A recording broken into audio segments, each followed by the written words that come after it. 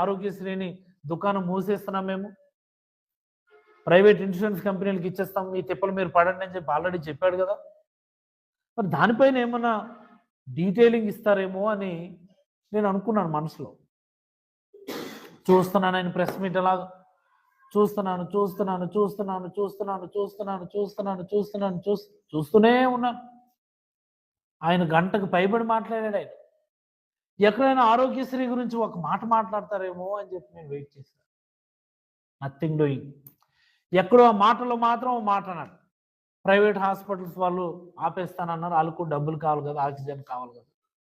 మా finance secretary చెప్తే నేను ఎక్కడి నుంచి తేవాలన్నాడు అని చెప్పి ఒక లైట్ మోడ్లో నవ్వుకొని కామెడీ చేసుకుని మాట్లాడతాను. అంటే నాకు అర్థం కాని విషయం అండి,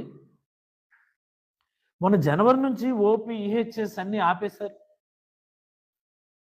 ఇదిగో ఆపేస్తున్నాం అని చెప్పి వాళ్ళు ప్రెస్ మీట్లు పెట్టారు, మీటింగ్లు పెట్టారు, నిరసన తెలియజేశారు.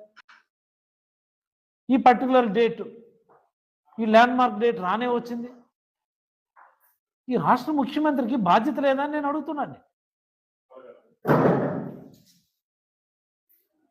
ప్రజల ఆరోగ్యానికి సంబంధించినటువంటి ఒక ఫ్లాగ్షిప్ ప్రోగ్రామ్ హ్యాండిక్యాప్ అయిపోతుంది, డీరైల్ అయిపోతుంది,